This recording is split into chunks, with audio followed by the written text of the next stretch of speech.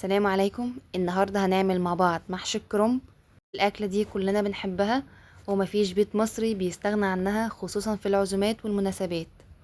هنعمله النهاردة مع بعض خطوة بخطوة، وكمان هقول لكم على شوية تفاصيل صغيرة هتخلي المحشي يطلع معاكم مظبوط من أول مرة. ازاي يستوي معانا من غير ما يفك ولا الرز يطلع منه. تابعوا معايا الفيديو للآخر ويلا بينا ونشوف طريقته ازاي. وأول حاجة هنبدأ بيها في وصفتنا وهي تسبيكة المحشي. معايا بصلتين وسط او بصلة كبيرة، ومعاهم قرن فلفل اخضر وقرن فلفل احمر، وممكن لو بتحبوا الحاجة سبايسي شوية ممكن تستخدموا معاهم قرن فلفل حراق. وهنفرم كل ده في الكبة لعند ما يبقى ناعم قوي، وفي حلة هنكون حاطين فيها زيت، وهنستنى لعند ما يسخن، وبعد كده هننزل بالبصل والفلفل المفرومين، وبنفضل نقلب فيها من دقيقة لدقيقتين لعند ما البصلة تبدأ تدبل. وناخد بالنا ان احنا ما بنحمرش البصلة ونخليها تاخد لون بني غامق، عشان بعد كده ما تبقاش تقيلة في الاكل، هي بس يا دوب البصلة تدبل عشان تبقى معانا بعد كده خفيفة في الاكل. واول لما البصلة تدبل هننزل عليها بمعلقة توم كبيرة، وعشان التوم ما بياخدش وقت كبير على النار فعشان كده حطيناه بعد ما البصلة دبلت. وبعدين هنقلبهم مع بعض من دقيقتين ل3 دقايق، وبعد كده هننزل عليه بعصير الطماطم، وده كان مجمد، ولونه الاحمر ده عشان انا بحط عليه بنجر. وبعدين هنقلبهم مع بعض، وبعد كده هنضيف البهارات. معايا معلقة كبيرة من البابريكا او معلقتين كبار، والبابريكا عندي هتخلي لونه حلو قوي، ومعلقة كبيرة فلفل اسود، ومعلقة كبيرة كمون، ونص معلقة كبيرة قرفة، والقرفة هتدي التسبيكة ريحة حلوة قوي. وهنضيف عليهم كمان معلقة كبيرة من الكزبرة الناشفة، ومعلقة سكر كبيرة عشان تعادل حموضة الطماطم.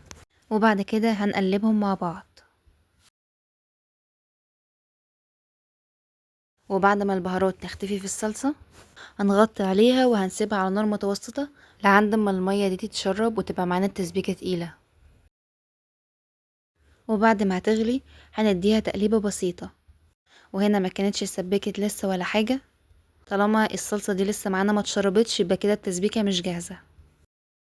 واول لما بتطلع زيوت على الوش والمية اللي فيها تختفي شوية، وكمان تبقى التسبيكة نفسها تقيلة، يبقى كده بقت معانا جاهزة.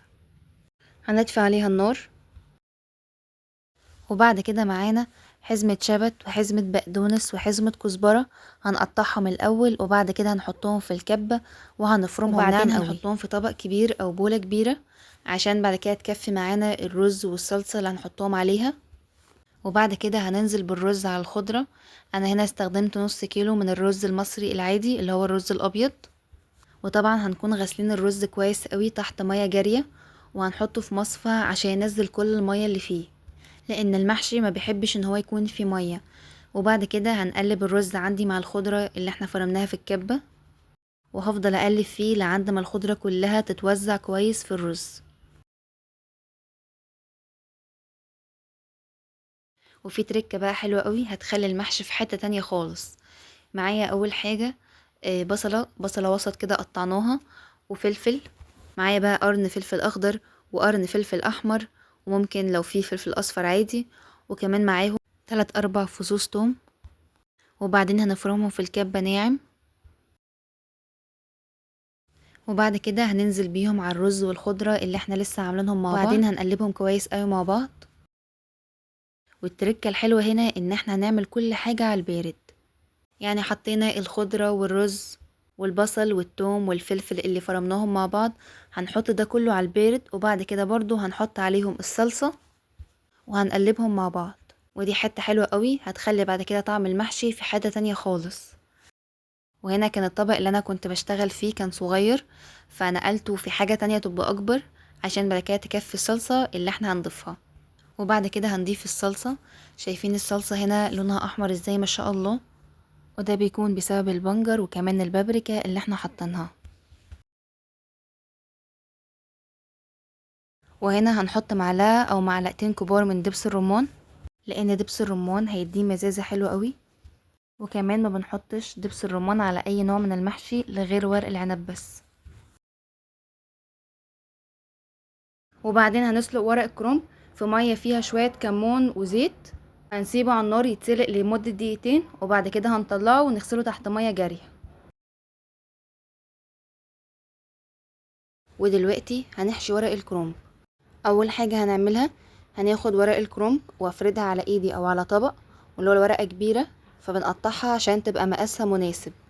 وبعد كده هنحط حوالي معلقة من الخلطة، وما نكترش كتير من الخلطة عشان ما تفرقعش معانا في السوا. وبعدين هلفها بالراحة زي رول كده.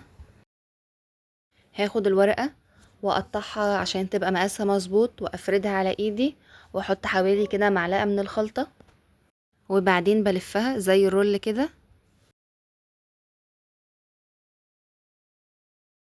بعد ما خلصنا حشو ورق الكرنب، دلوقتي بقى هنرصه في الحلة. بس الاول احنا بنقطع طماطم وفلفل ونحطهم في الحلة، ودي بتدي طعم حلوة جدا للكرنب، وبتخلي كمان الكرنب ما يلزقش في الحلة.